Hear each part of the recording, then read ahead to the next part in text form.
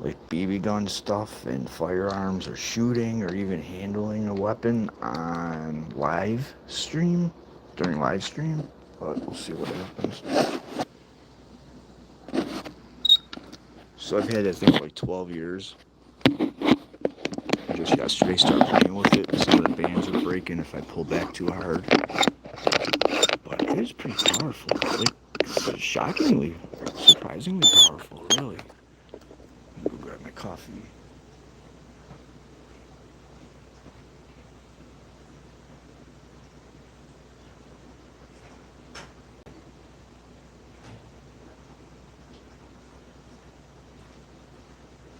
It was ripping through all that cardboard. Super thick too. Real thick cardboard.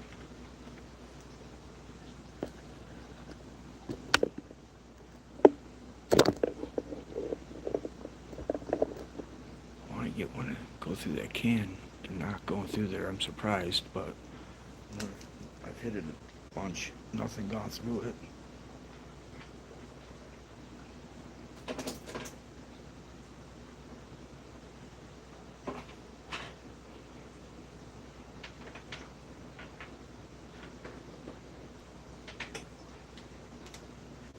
But for ammo,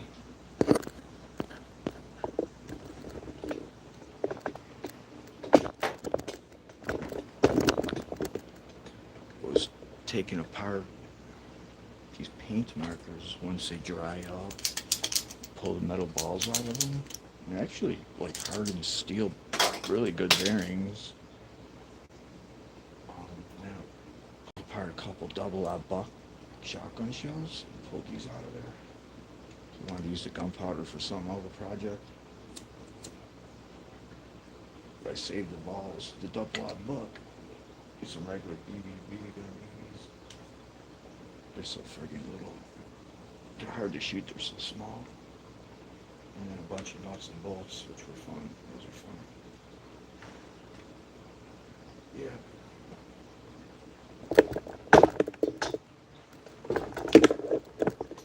For 11.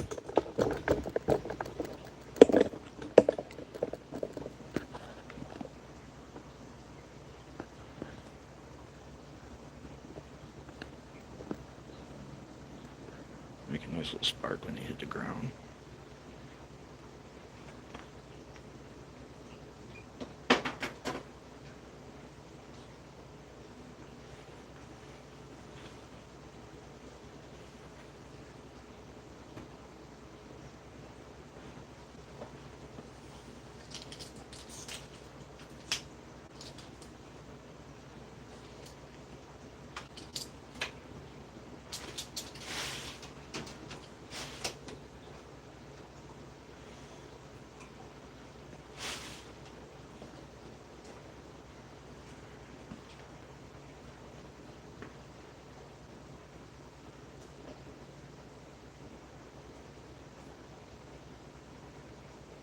Subject to the randomness or the cosmic decision, however you want to phrase it or put it, of being born when you're born and where we're born.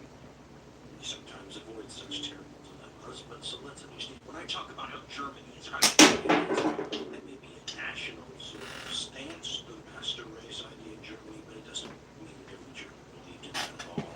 Just like it doesn't believe that every Japanese person believed in superiority of the Yamato race. And then, you know, the idea, as we said from that student, it's a spectrum. Let's call it a spectrum thing, how Japan felt about the rest of Asia.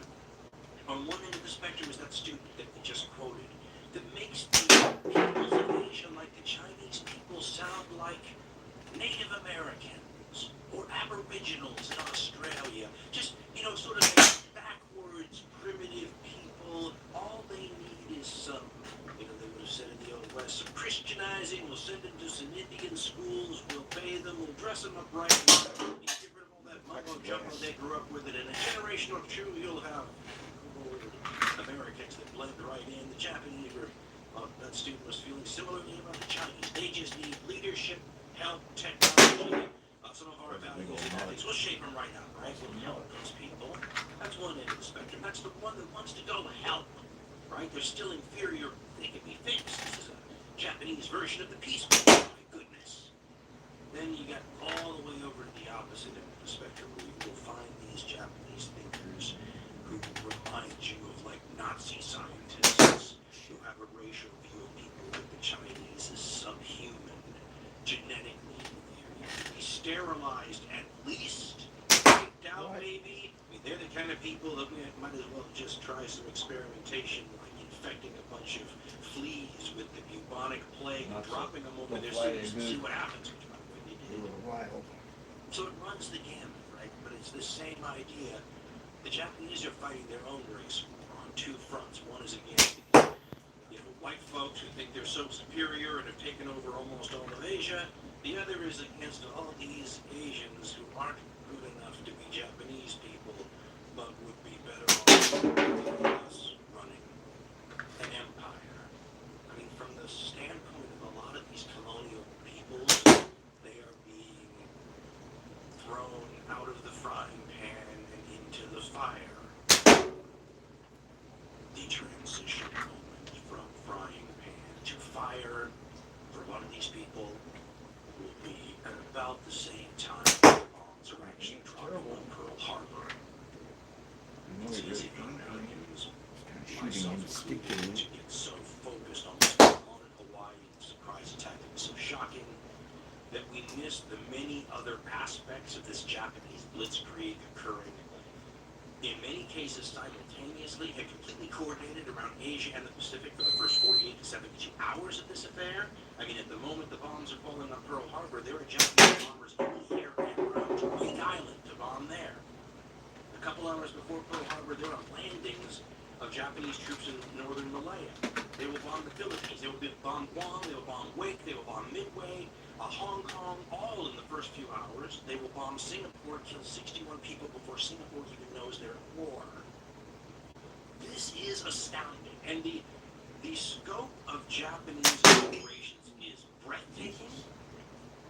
Let's remind ourselves the chutzpah involved here, though. I mean, you could easily describe the Japanese right at the time of Pearl Harbor. Remember, locked down in China for years now, a country the size geographically about the United States. They are trying to eat an elephant, figuratively speaking, and they're choking on it. And in 1941, they decided to order a couple more elephants, because that's what they're doing here. If this were a movie, and you are the person who's writing it, you love this idea, because, I mean, this is swinging to the fences, right? But as we said earlier, the chances of success are so small, and yet the Japanese are trying to maximize those chances. There are a bunch of things they're going to do at every level to try to compensate for their deficiencies.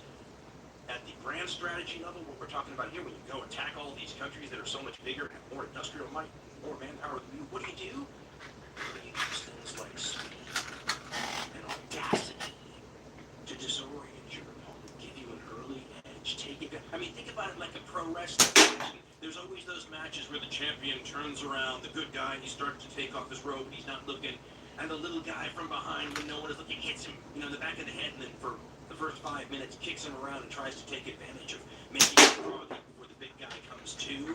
That's kind of what the plan is here. Surprise and audacity will confuse and disorient an opponent, at least for a while. Think about the Americans who wake up the next morning after Pearl Harbor, open up your newspaper and find out that they're at war. Oh, yeah, viewers. Same newspaper, they find out that the Pacific Fleet has already been eliminated for the most part. That will compensate for some deficiencies, won't it? And it's not the only thing the Japanese are doing, because when the bombs are falling on Pearl Harbor, as we said, the Japanese are attacking locations all over Asia and the Pacific, if not simultaneously, then near simultaneously. They have advantages in addition to surprise, although, as we said, I mean, the idea that the Japanese were going to attack was not a complete surprise, because people had seen troop ships and whatnot, but their ability to do this and carry it out effectively, and the speed at which they were doing it, and most importantly, if you rate the primary sources, the aircraft and the air power. The Japanese really established almost air supremacy quickly. Half And this to was 3/4. unexpected. There were a bunch of These unexpected rubber things bands on are the open like 12 years troop old. ships. They broke They twice started on me the Second already. World War, which is, of course, more like a memoir. But I was starting to count how many times he talked about the Japanese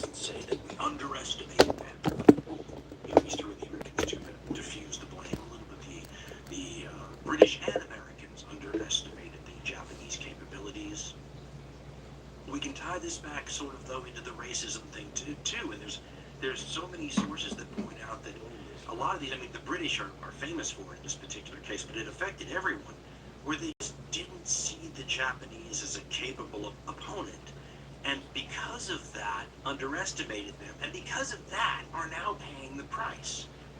I mean, take for example, I always use this example because it's, I think it highlights the whole thing, but there is a plane that will be one of the big fighter planes in the earliest part of this conflict on the American side, and the Americans gave it to the British and some other flyers. It's called the Brewster Buffalo. It's a bad plane.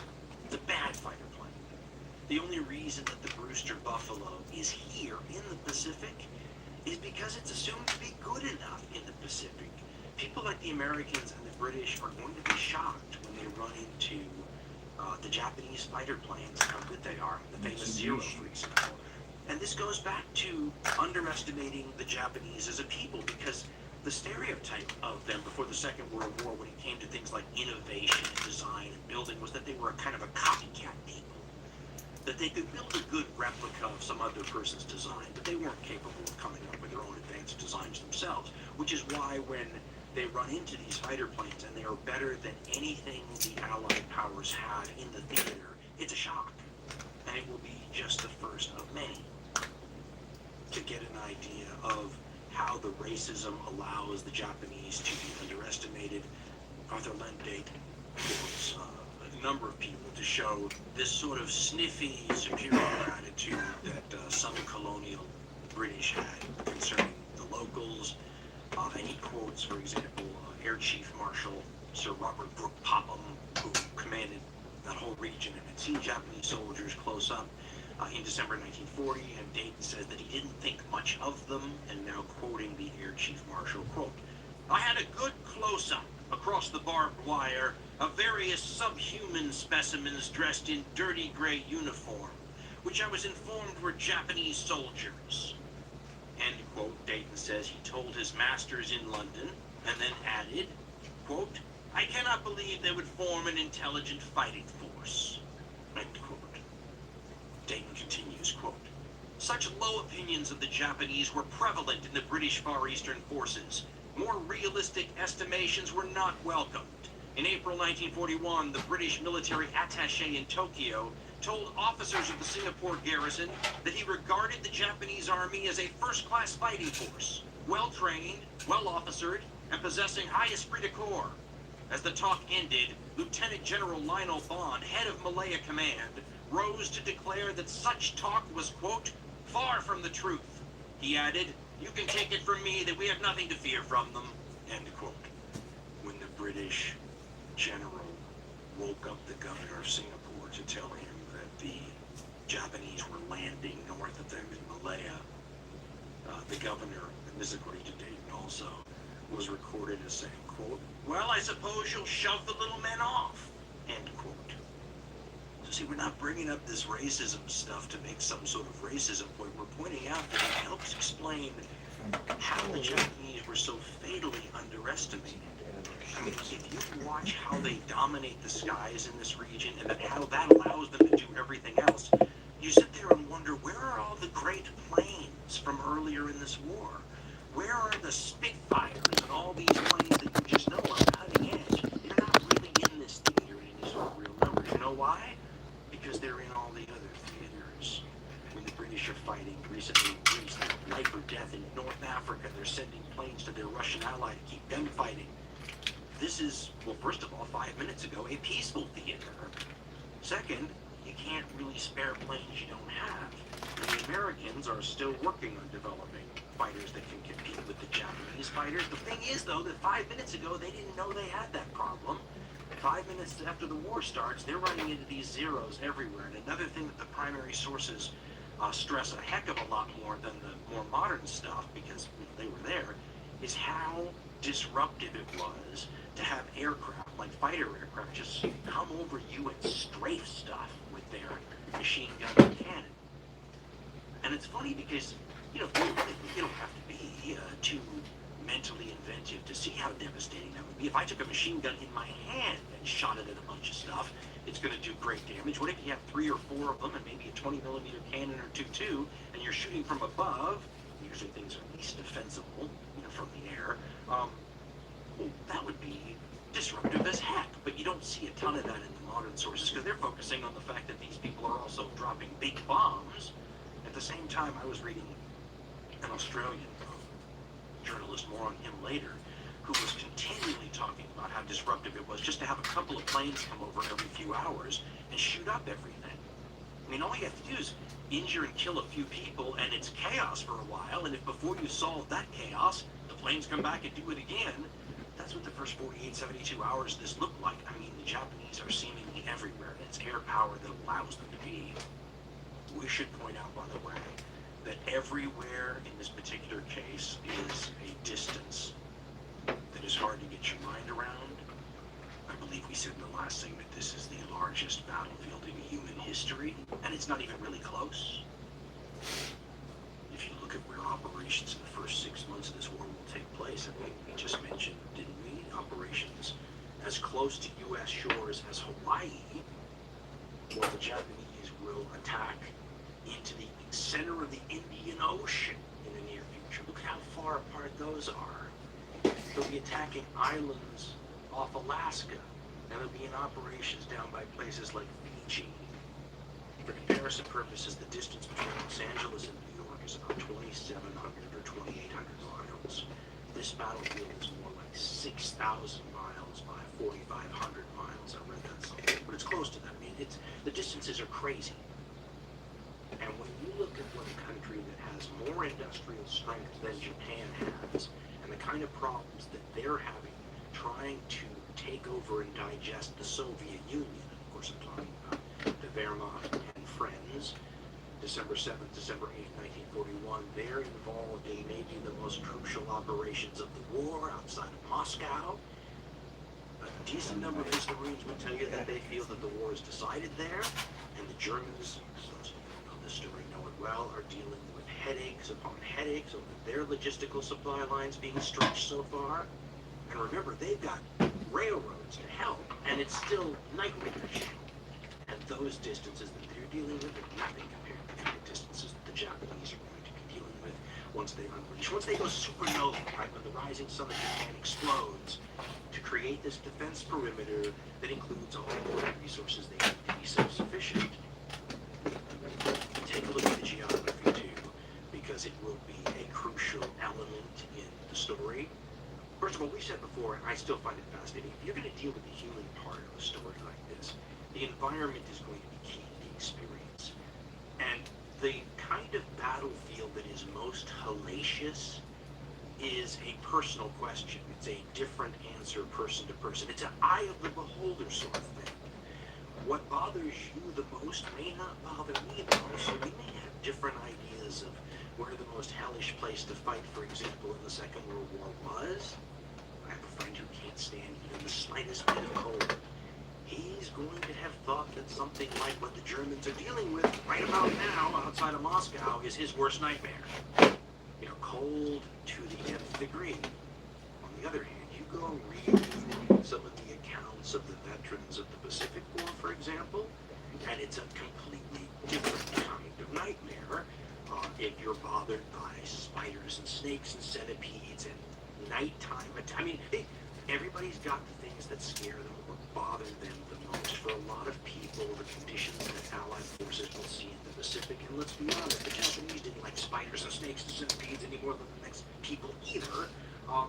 For some people, the Pacific is the worst of all possible battlefield conditions. If you look at the way that, like if I put a map in front of you and said, I want you to figure out how to strategize, winning this war, take a look at the island problem for a second, because it seems to me that this is the key issue for anyone. Besides the distances and the fact that they're covered by water, you have to try to figure out what to do with the islands, because the Pacific has 25,000 islands. The Philippines alone, which is a single data point on this battlefield, has 7,000 or more, actually. 7,000 plus islands, just in the Philippines. How do you attack that if you're the Japanese commander? Or, how do you defend believe, out of the question. It's a very interesting kind of war. Here's the other thing to take note of. Of these 25,000 islands in the Pacific, a ton of them are little more than spits of sand out in the middle of the water, away from everything, or little coral reefs, atolls. The problem is that they're big enough for someone to convert into an airfield. They're big enough for you to think about taking it, to keep the enemy from having one, or for you to create an airfield there yourself. The Japanese defense perimeter idea here involves taking a lot of these islands, building airfields on them if they don't have them already, and then creating a sort of web of defense that makes counterattacks by the Allies trying to retake their territory brutally costly. When the Second World War breaks out, the Japanese already have a pretty good start to this island defense perimeter. They own a lot of these islands already. Ironically, they took a bunch of them from their now allies, the Germans, in the last World War. But in the early stages of this conflict, they'll snap up a bunch more, and they'll quickly be in possession of more than 1,000 of them. If you are the Allied strategists, this is a difficult strategic nut to crack, if you think about it. And that's exactly what the Japanese are hoping for. And while a bunch of these islands fit that stereotype that I just sort of laid out earlier, these coral reefs or atolls or spits of sand, a lot of these islands don't fit that stereotype, and some of them are very large indeed, with dramatically difficult terrain. I mean, look at places, and this is what the maps used to call them last. I think I said all these places have different names now, which makes it more confusing. But I mean, the Borneos and the Sumatras and these places that have heavy-duty jungle combined with big land masses. I mean, for goodness sake, take a place that's of very important strategic value in this conflict and that is, going to see a ton of fighting. How about New Guinea, north of Australia? New Guinea is the second largest island on the planet. If you measure the British Isles from Dover in the south to the Orkney Islands, in the northern Scottish area, and then you multiply that by 3 times, it's still not as long as New Guinea is. We mentioned earlier that the worst battle conditions in the world is an eye of the beholder sort of thing. Well, New Guinea has something for everyone's nightmare in that regard, because it is an improbable mix of terrain types. First of all, it is, for the most part, just like your stereotypical Pacific jungle island, heavy jungle island. Now, I would say rainforest, but it doesn't really conjure up the right vibe. I'm not so sure one of the veterans of that campaign would think rainforest did justice to the conditions. I mean, it sort of conjures up these mental images of unicorns running around, and there weren't any unicorns, obviously. There were, however, man-eating crocodiles in all the rivers. Huge man-eating crocodiles. So a little bit of a different sort of feel to New Guinea than the rainforest idea might project. The jungle is so thick in places that vegetation just rots and stinks and attracts all sorts of insect growth, while blotting out the sun in some places. New Guinea has all of the creepy crawlies that haunt a lot of people's nightmares, whereas in some places you might wake up and have a sigh of relief to know that dream about that giant poisonous centipede crawling on you was nothing but a dream. In New Guinea, it's all too real, and they might be crawling on you after 20 straight days of torrential downpour. Now, what New Guinea brings to the table that's a little different from a lot of these Pacific islands is that in addition to the jungle, it's also got enormously tall mountains. Borneo does too. Some of these other places do too. There's a lot of volcanoes or extinct volcanoes in the region. But New Guinea has towering mountain ranges.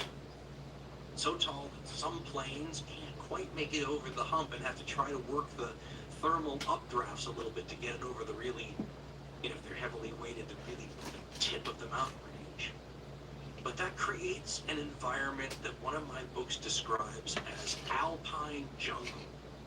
Doesn't that sound sort of mutually exclusive or contradictory? Alpine jungle, I haven't encountered that elsewhere, but it gives you a sense of the challenges. I mean, how do you equip a force to fight in alpine jungle?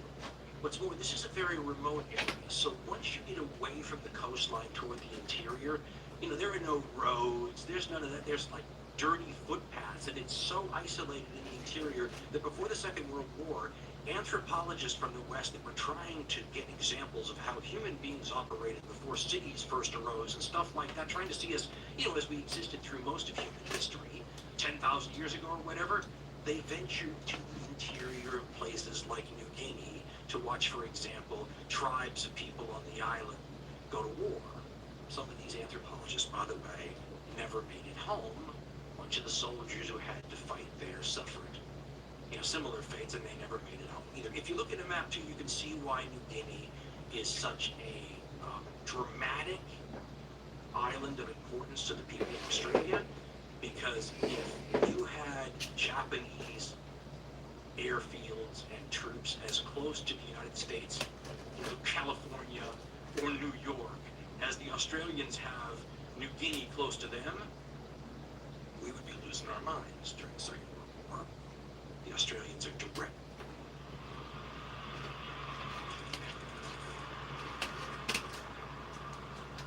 I googled you today just to see what pops up.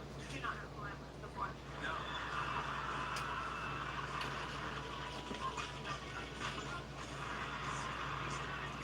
He dropped again. He dropped again. Didn't I say we're witnessing greatness right now? The dragon's fire, my God!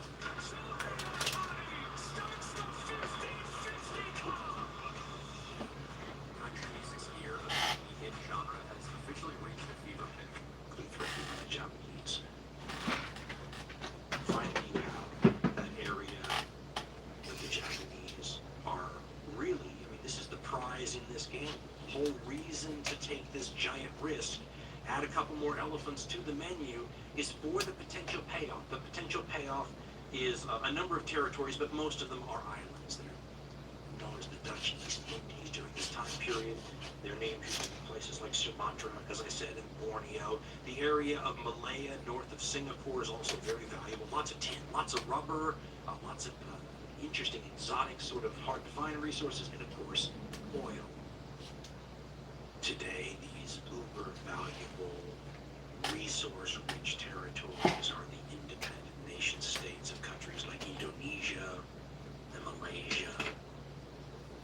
But when the Second World War in Asia and the Pacific is starting, these are, like most of the region, under the colonial domination of European states.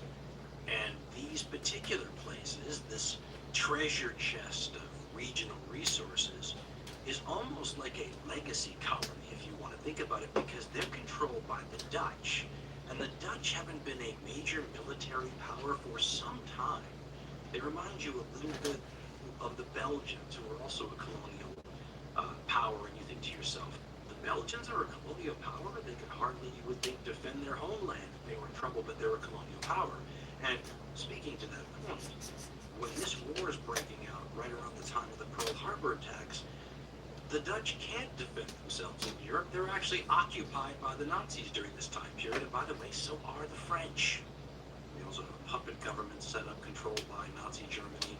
So some of these colonial powers are having a hard time keeping their act together back at home in Europe, but they still want to control these territories and maintain their domination in the region, and who wouldn't? It's human nature. It's just like the Japanese wanting to take them over, right? That's the sort of power politics mankind has become accustomed to ever since Sumeria and before, right?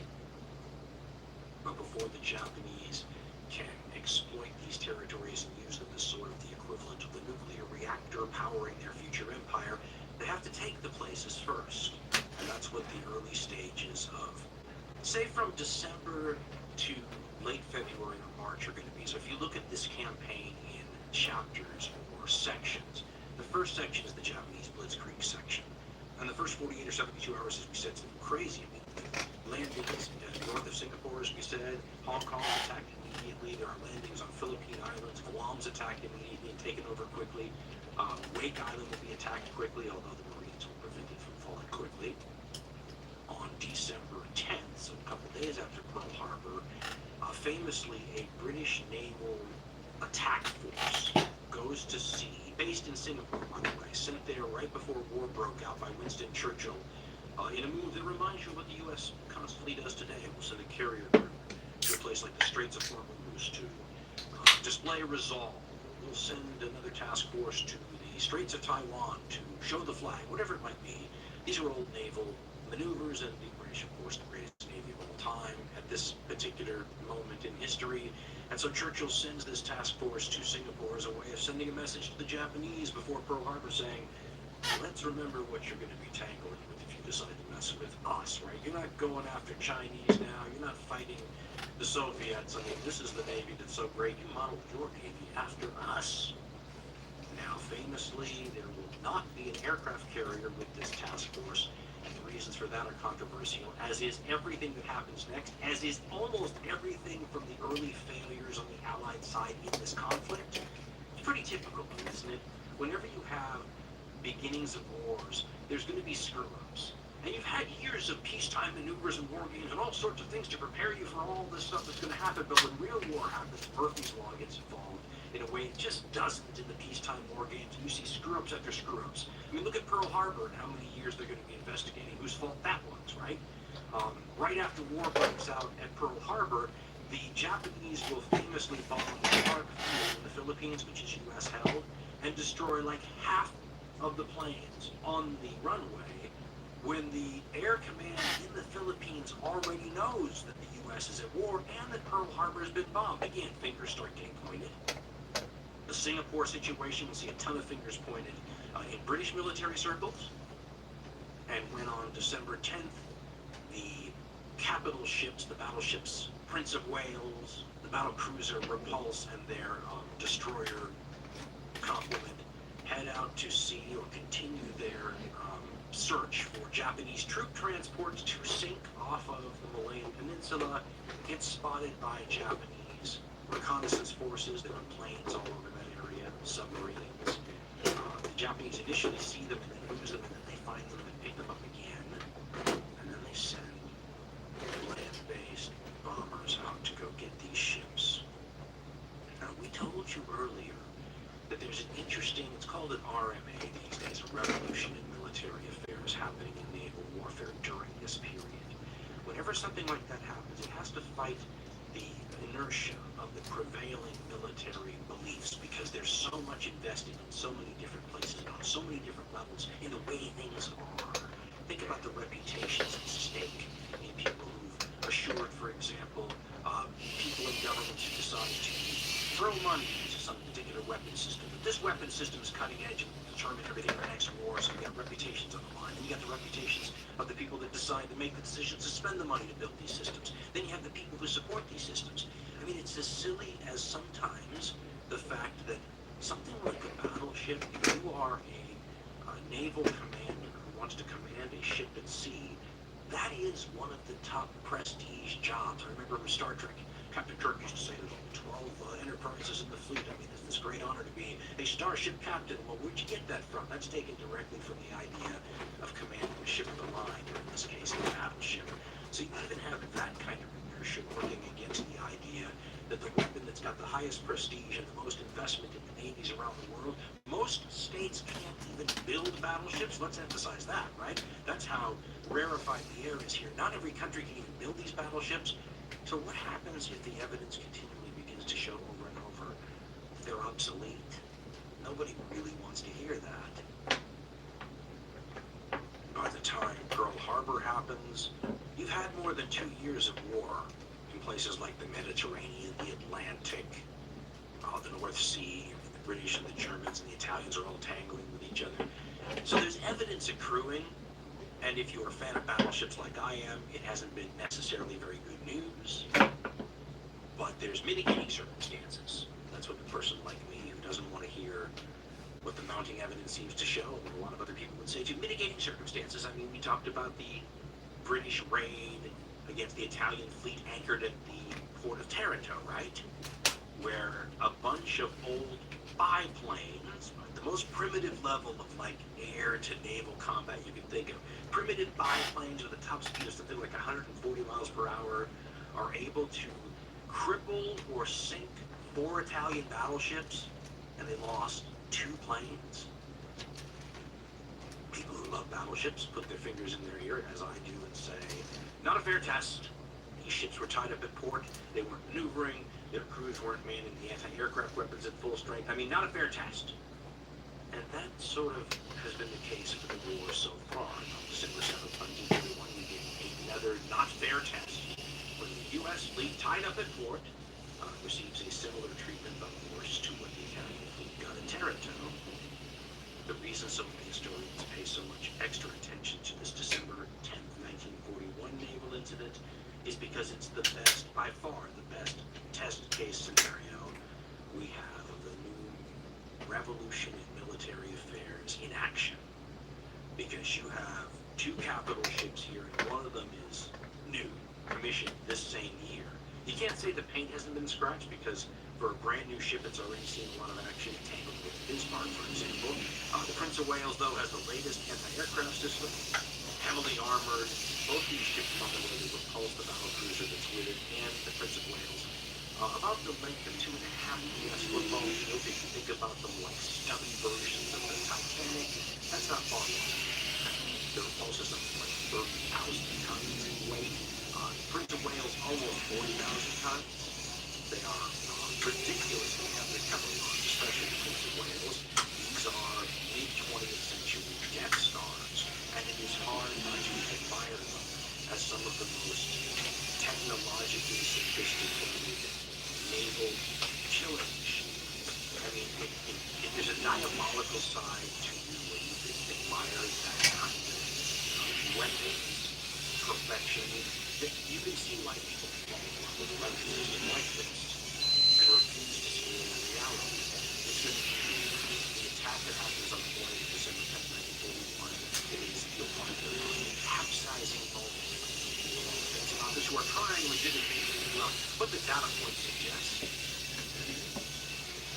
Now, we mentioned earlier that there was supposed to be an aircraft carrier in this task force. The British Navy is fully aware of the value of aircraft in a naval situation. They are not stupid. They would have liked to have had a dominant flying around. Early there wasn't. Up until the last minute, air power from the land bases allowed potentially to be involved. That can happen. The key to the whole thing, though, in understanding that this is going to be a capsizing moment, is that when the ships went out to the South China Sea without air power, they did not think of this as an extremely dangerous thing to do. If this were 1945, this would be an almost suicidal thing to do, and everyone would have known it. But of course, the reason that they would have known this is by 1945, plenty of battleships have been sunk by aircraft. Up to the point we are in the story right now, late 1941, December 10th, 1941, that had never happened in naval history. What's more, if these ships and their crews were not unduly concerned about going off without air cover, you would imagine they had every right to be, considering the amount of anti-aircraft weaponry these ships were loaded with. There's a war correspondent named O.D. Gallagher who writes for the British paper, the Daily Express. He's on board the Repulse, and in his rundown of this incident, he focuses intensely on the anti-aircraft on the ship. You can tell he's overwhelmingly impressed with it. And it's inferior to what's on the Prince of Wales. He talks about something that has a firing rate of 2,000 rounds a minute. I had to go look it up, and it's basically 4 50 caliber machine guns strapped together on a rack. If you look at the way that anti-aircraft will eventually evolve at the end of the war, there's actually some good footage you can find of late war U.S. naval task forces opening up against, I think it's kamikazes. And what you see is, I mean, the U.S. had perfected this by late war. They've got picket lines of destroyers out in advance. They've got a bunch of smaller ships surrounding the big ships, and they all open up at once. The sky fills with explosive metal. They have it sectioned off by altitude, so you have certain kinds of guns firing right at sea level for the low flyers, and then they've got it graduated in steps every way up the altitude chain. It's all synced to radar. It's awesome, awe-inspiring. And all you can think of is, how could anybody ever fly through that? What would it be like to try to fly through that? But here's the dirty little secret about it all. Enough planes always get through so that you can't defend these ships with anti-aircraft alone. Oftentimes, the numbers look pathetically small of planes taken out by anti-aircraft, but even in the battles where, you see a lot of enemy planes are destroyed by gunfire from the ships, a lot of times it's after the plane has already conducted its torpedo run or bombing run and it's passing over and past. A lot of these planes will make it back to their base and then be declared total losses. Now that's great, you've reduced enemy aircraft numbers, but it didn't stop the attack on the ship at the time. So how many planes are you willing to take out and call it an even day if you lose a battleship and they lose 30 planes, 40 planes? I mean, put a number on it. Army General Billy Mitchell, who said in the years between the two world wars that the U.S. shouldn't even build any more battleships because you could buy 1,000 bombers for the price of one battleship. And he's the kind of guy that might say, I'd be willing to lose 1,000 planes, 999 planes, and call it a victory if I took out a battleship. You could begin to see that in order to protect these ships, you have to expect a level of efficiency on the part of the anti-aircraft weapons that's not realistic to expect.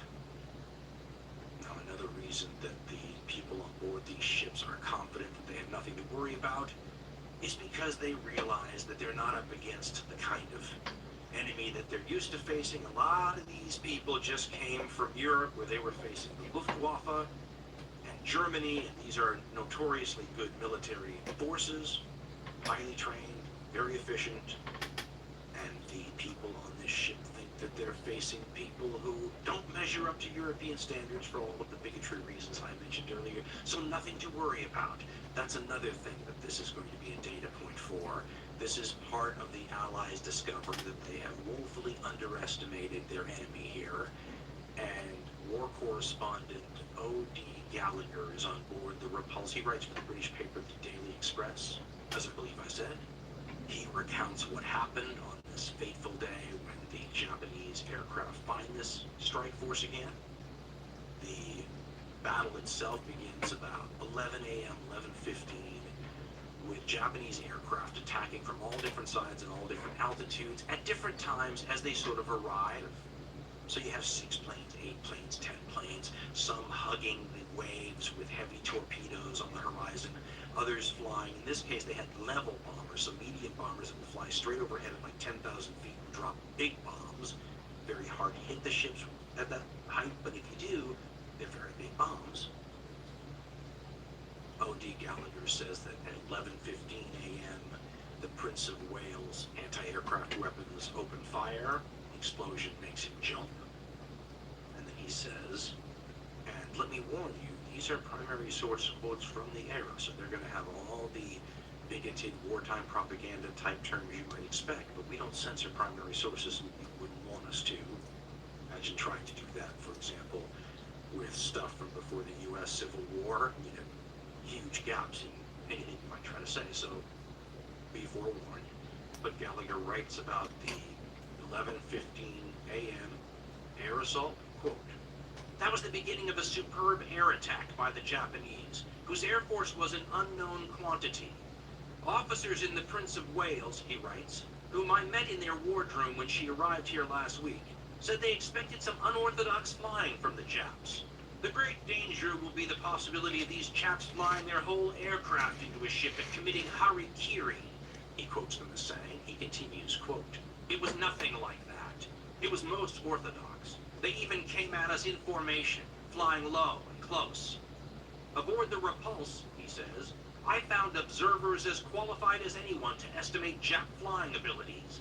They know, from first-hand experience, what the Royal Air Force and the Luftwaffe are like. Their verdict was," now quoting their verdict, "the Germans have never done anything like this in the North Sea, Atlantic, or anywhere else we have been." End quote. Both these ships begin maneuvering. They both do about 30 knots, so they're fast. They're, as we said, long, which makes it hard to maneuver. But these are all the sorts of things that defenders of battleships suggested that they be able to do and survive these encounters. And by the way, throughout these air attacks, the Repulse is dodging torpedo after torpedo. So there's some truth to the whole maneuvering thing. They dodge like 19 of them. But this is a numbers game. And over the space of about an hour and a half, almost 100 aircraft will participate in what looks very much like the taking down of a large animal on the Serengeti by a persistent horde of smaller predators. And that is, I should point out, one of the two ways that these big ships tend to be sunk. Way number one is pretty classic and very dramatic, and it's been around ever since you had magazines filled with explosive things. In naval warfare, the critical hit is always a possibility. You saw it against the Bismarck, where the Bismarck or the cruiser with it was able to penetrate the magazine of the battle cruiser Hood, the beautiful British battle cruiser fighting it, somehow got into the magazine and boom, it explodes, and out of a crew of something like 1,000, 3 people survived. I mean, it was at the bottom of the sea extremely quickly. Part of it sank in like a second and a half, the other one lasted a couple of minutes before boom. So the critical hit's always been around in naval warfare.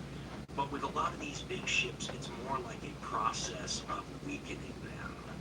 And what often happens is a lucky hit will happen, but if you're trying hard enough, the lucky hit's inevitable, right? I mean, you take enough pulls, even at the old slot machines in Las Vegas, designed to take your money from you, but it'll eventually pay off. The air combat's not too dissimilar. After dodging 19 torpedoes, for example, the repulse eventually gets hit by one.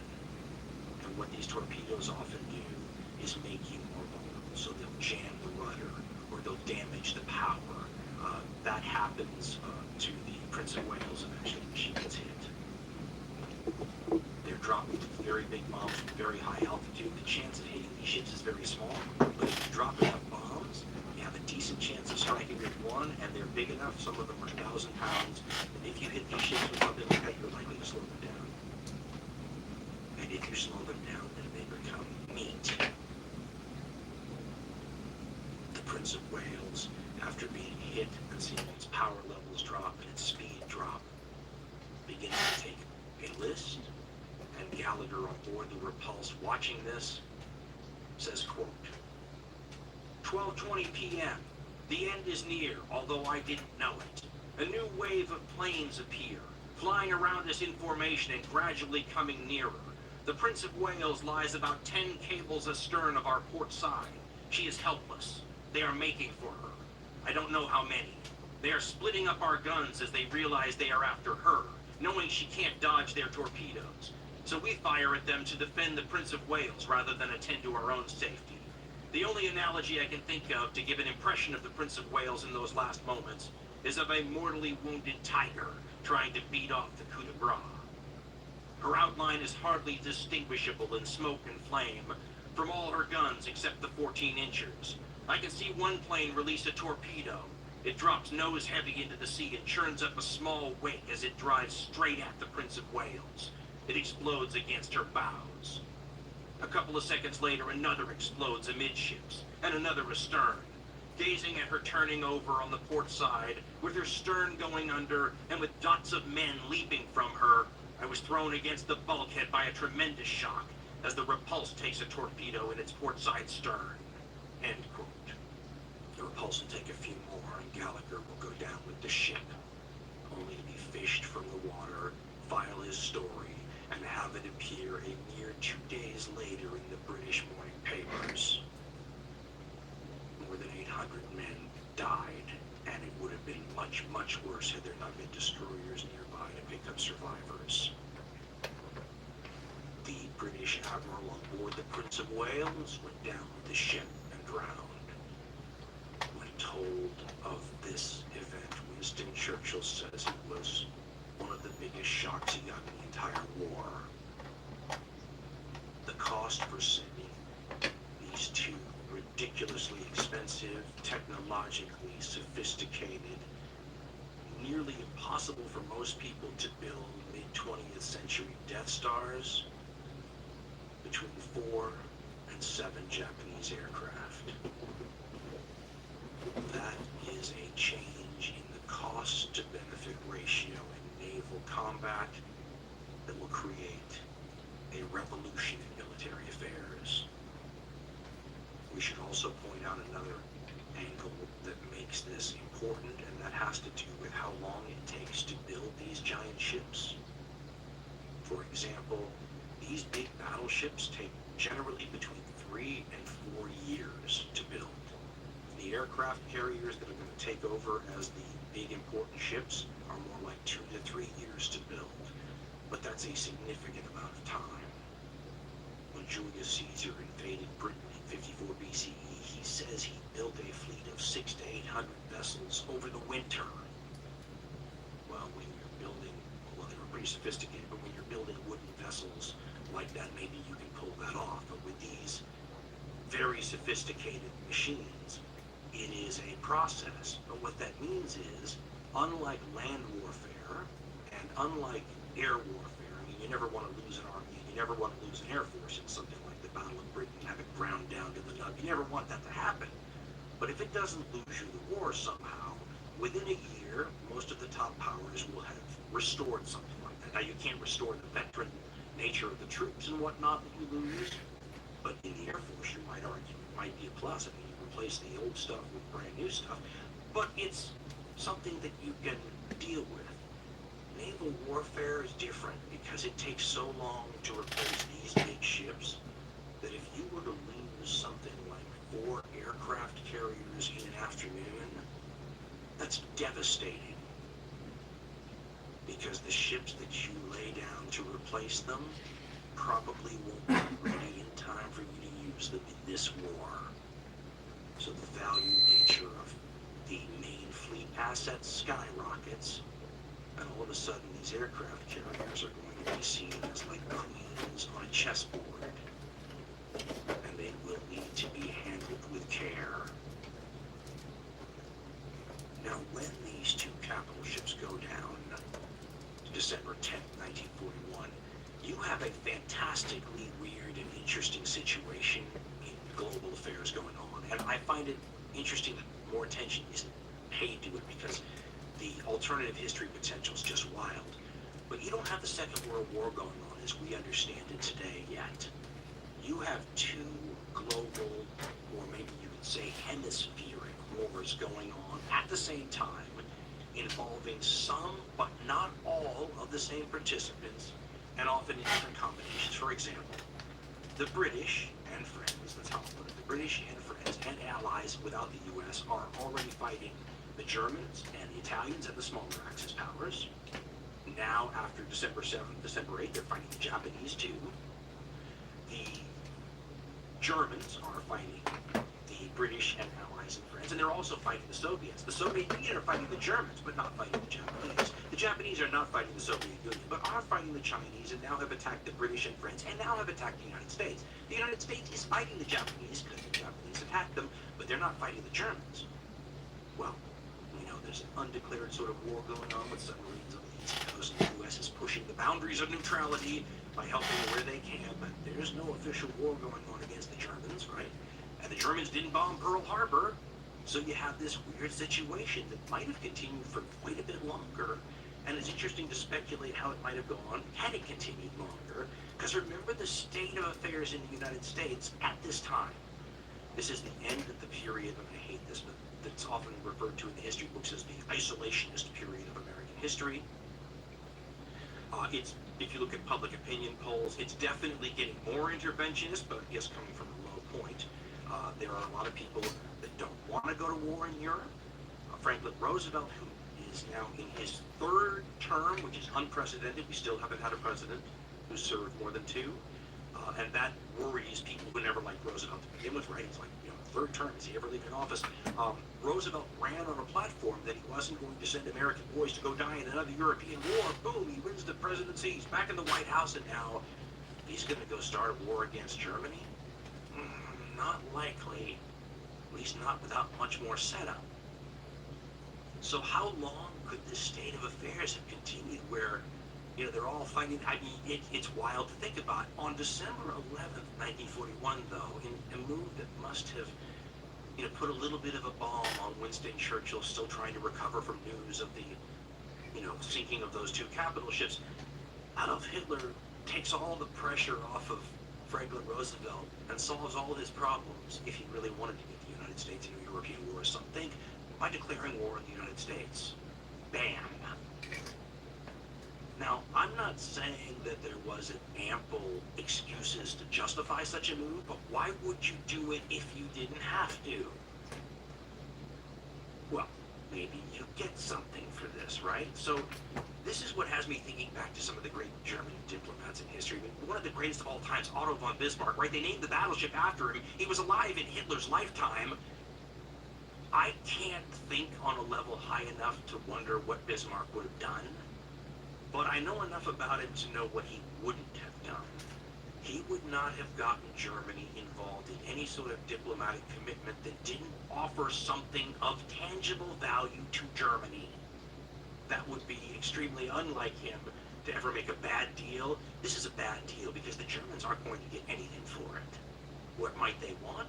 Well, my goodness, they're life or death at this time period outside the gates of Moscow, right? Against the Soviet Union. Go look at a map. Wouldn't it be wonderful if for Nazi Germany to have the Japanese attack the Soviet Union from the backside, from the Asian side, and then you've got them in a vice and you can squish them between both sides? But the Japanese never attacked the Soviet Union in this whole war, even though they kind of like to, a lot of them. So what did the Germans get for all this? Well, it's an even worse deal, because kind of quietly the U.S. and Britain have already had talks about what they might do should a war break out and we find ourselves working together. Wink, wink, nod, nod. And one of the things they agreed upon in principle was that if war breaks out, we're in the Second World War, this whole big war, we're going after Germany first. In the history books, there's a couple of different names for this policy. Some call it the Germany First policy, others the Europe First policy. But what it basically says is the Allies agreed that the Germans are the number one enemy. We're going to concentrate the lion's share of manpower, resources, attention, money, and lives to defeating the Germans. And then after that's done, we will go over and grind the Japanese to powder at our leisure. The agreement basically calls for a holding pattern in the Pacific while the Germans are defeated. This will be reinforced and codified at a conference at the end of the year. It's called the Arcadia Conference, by the way, and Winston Churchill takes a battleship over to the United States and has his wonderful moment where a lot of Americans fall in love with the Churchillian approach. He goes to Congress and says those famous words. I'll try to not butcher it here, but he says, I can't help but think, had my father been American and my mother British instead of the other way around, I might have gotten here myself. And everybody loves that. And he goes and he brings a lot of his military staff with him. And he and Roosevelt and the staffs of the United States and Great Britain meet for a putting together of a coalition military approach. Now let me stop for a minute and talk about how hard this is to do. Think about putting your country's troops under the command of another nation in any way, shape, or form. It's a very hard thing to do. I mean, just look at the Axis powers, for example, and see how hard it's going to be to do. They're allied to each other, right? Japan's in now, but what can they do to help each other? I mean, they're so far away from each other. You're not going to have Wehrmacht troops, as we said, guarding Pacific Islands for the Japanese, and you're not going to have the Imperial Japanese fleet cruising around the Mediterranean, sinking British battleships either. But in their defense, it's hard to have these, coalition military organizations work. So that's what makes what the U.S. and Britain do at the Arcadia Conference so monumental. They're able to craft an arrangement for how this war is going to be fought. And there are a lot of people whose noses get out of joint, a lot of hard decisions to be made. But according to Winston Churchill's doctor, Lord Moran, who was there, Churchill was simply overwhelmed by the production figures that the U.S. was promising. He couldn't even see getting their nose out of joint part of this. And just so you know, I've often thought about this because I was reading, again, the image popped into my head of the analogy here. And maybe it's because I've actually lived this analogy, so I know how it feels like, but so have many of you.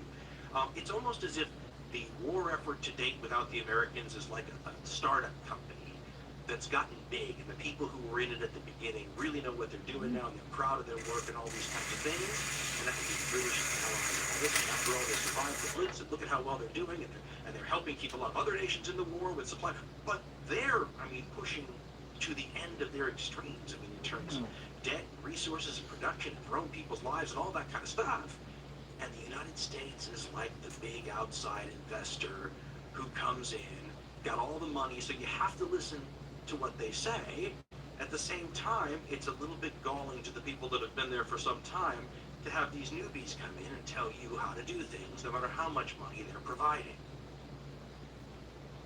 The United States is going to have a very big footprint in this war. And in the Pacific, it's going to be overwhelmingly large.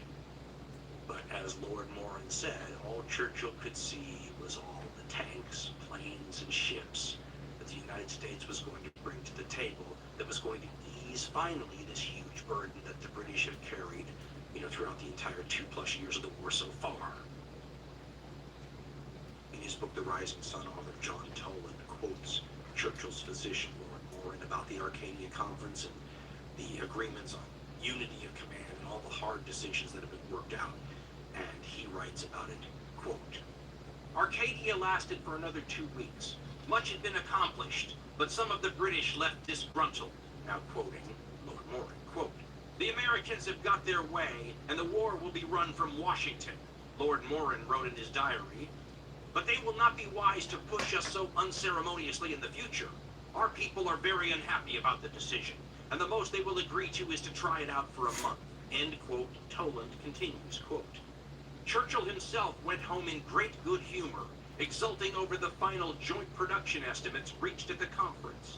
45,000 tanks and 43,000 planes in 1942, and 75,000 tanks and 100,000 planes the following year. Quote, he is drunk with the figures, commented Morin. End quote.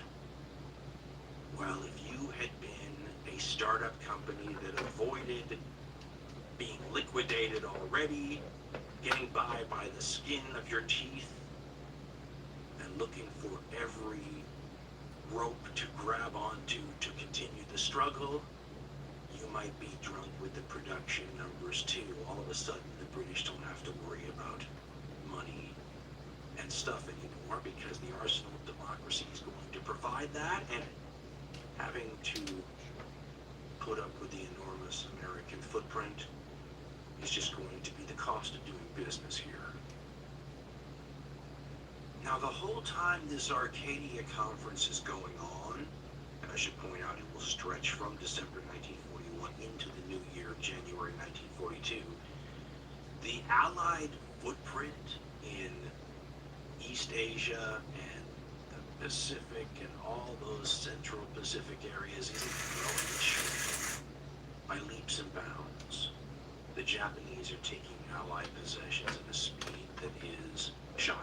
From a military geek-out perspective, as I think I said, it's hard to find anything like this because it appears almost reckless, the amount of operations that they have timed in an almost like domino-tumbling fashion, try to sync up complicated events. And you'll see how tough it is. Not trying to sync up so many complicated events in such a short period of time that, as historian Craig L. Simons writes, the Allies barely had time to catalog the advances of the Japanese, let alone respond effectively.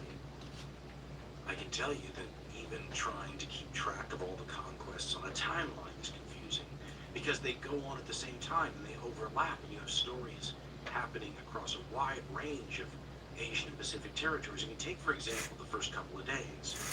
You're going to have attacks in Malaya, which is now Malaysia.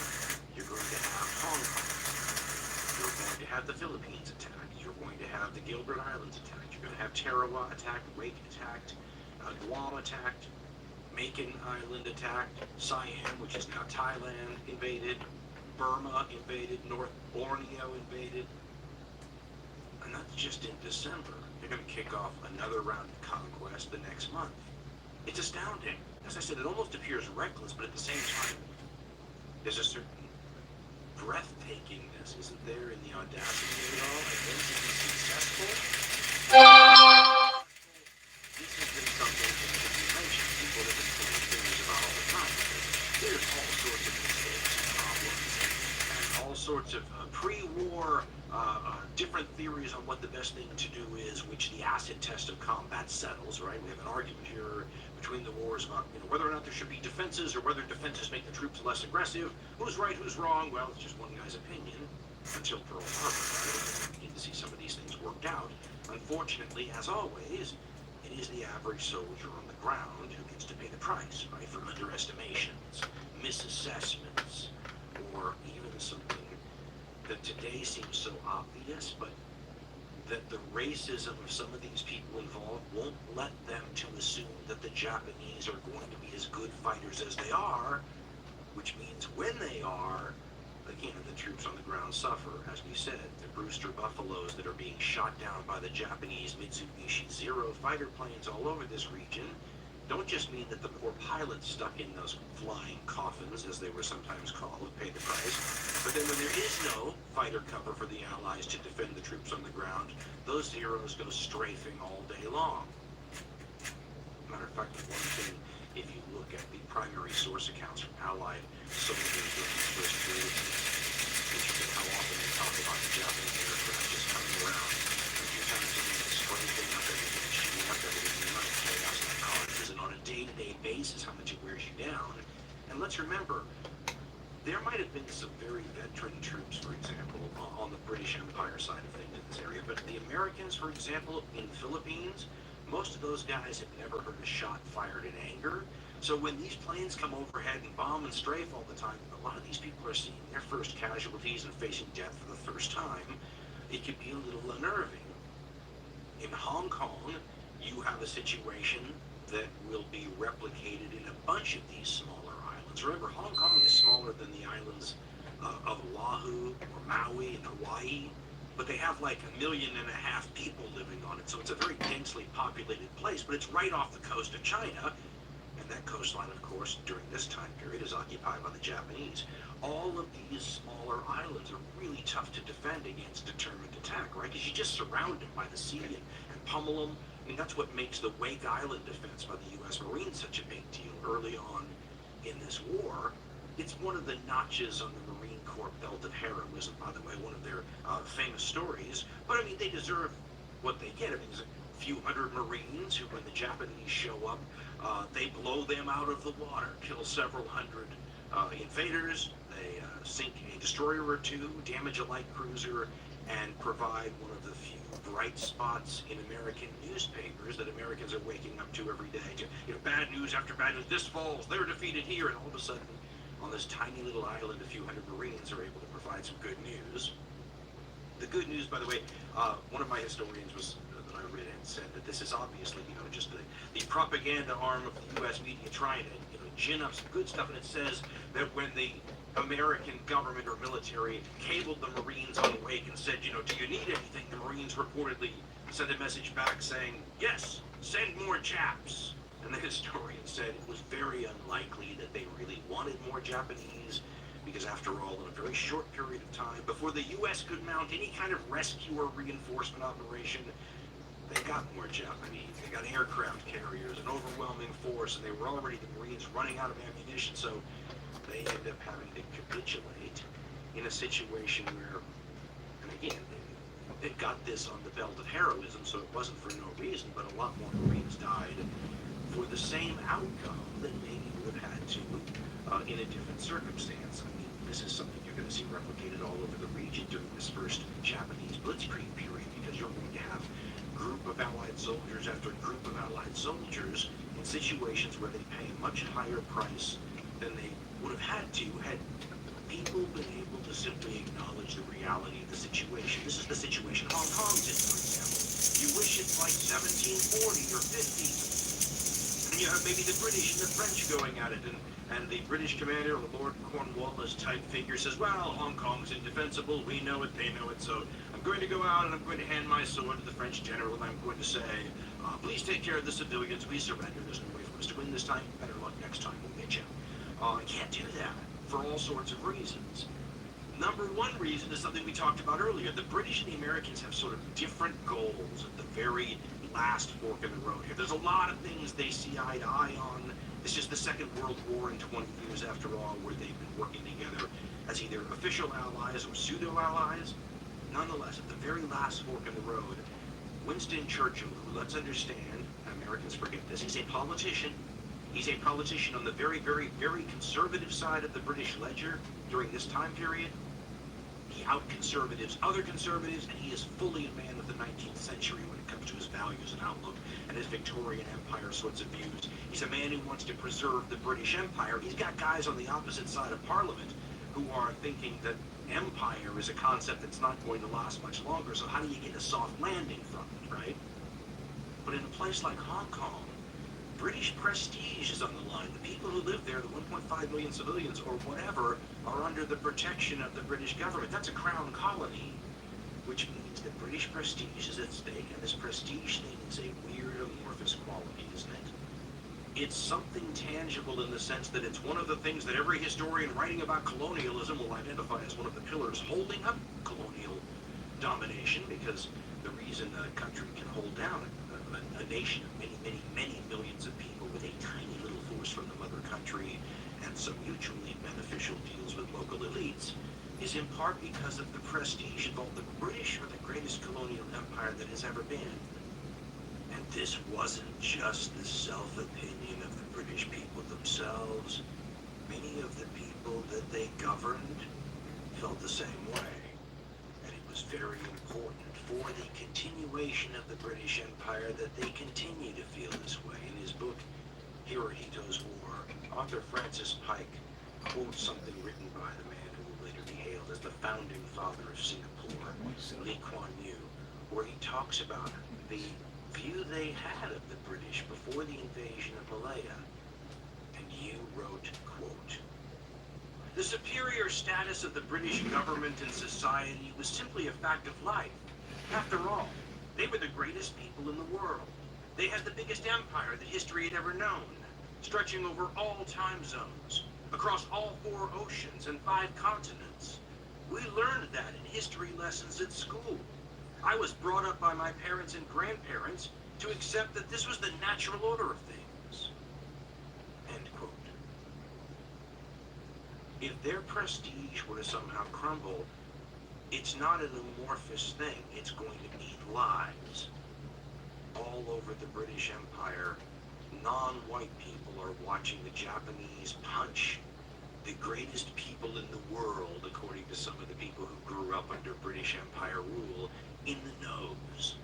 And it is something Winston Churchill, in the books that he penned in 1949, 1950, he says in this time period when manpower is absolutely at a premium that he would like to divert some forces to India, and then tells the commander that he's writing the letter to, that he publishes in his own history, that they don't have to be fully equipped to take on the Japanese because they're not there to take on the Japanese. They're there to handle any revolts by the Indians, who during this time period are under the control of Britain. They're part of the British Empire, although they are, this is the era where Gandhi is rising to the fore. This is the era where the simmering and bubbling long-term Indian cry for independence is becoming much, much more heated and angry and loud.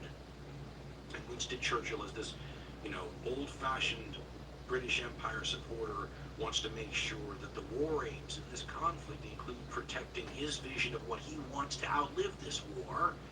And that's not really something that's part of the American priority list. In a place like Hong Kong, though, it determines why there has to be some sort of resistance put up. And there is. There's 14 or 15,000 defenders in Hong Kong. But it's such a tiny island, and the Japanese have overwhelming force right over this little strip of water. They control the air, they control the sea, and very shortly after attacking Hong Kong, they get control of the water supply, and then it's game over.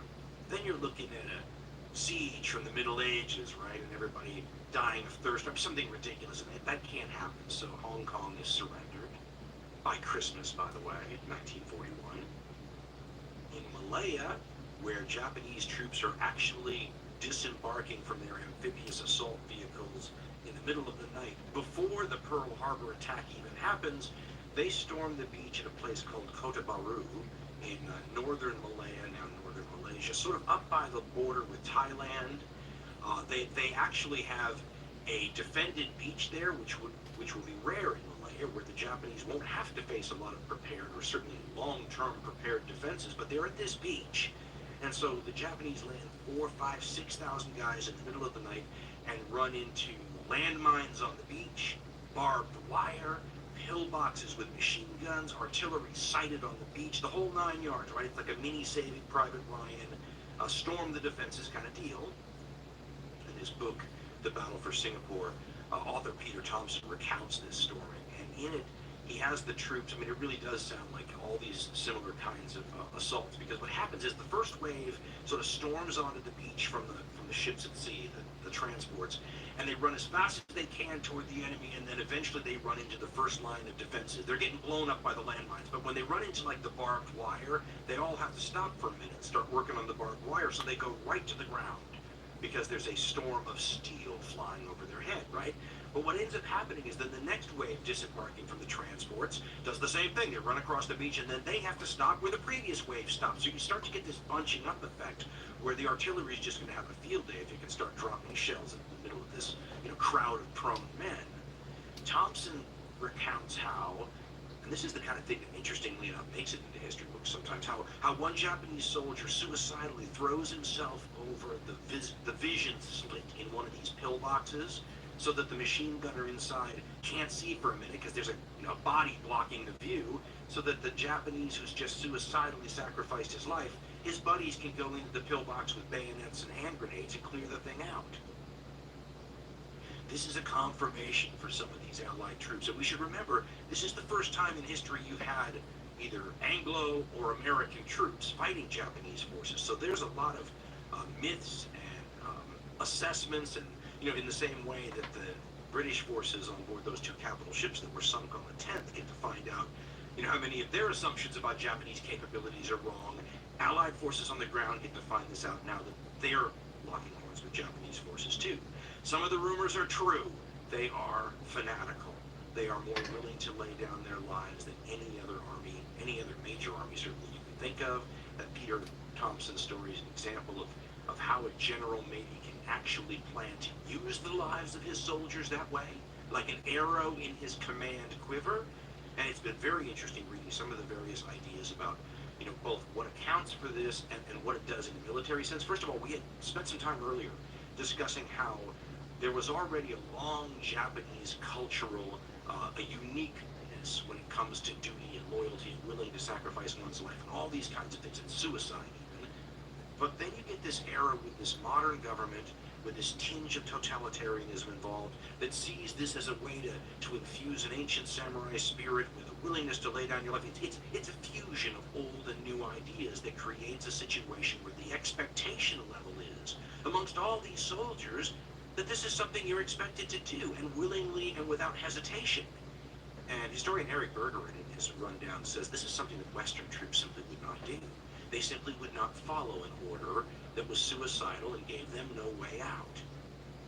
He writes, quote, "The extreme veneration of death of the Japanese was unique and came dangerously close to becoming a cult of oblivion. It struck at the very nature of the warrior code as understood in the West. In the West, death in war had value only if it had purpose. Soldiers were asked to risk their lives in battle, not commit suicide. An officer intentionally putting his men in a position where they had no reasonable chance of survival would not be obeyed in a Western army." End quote.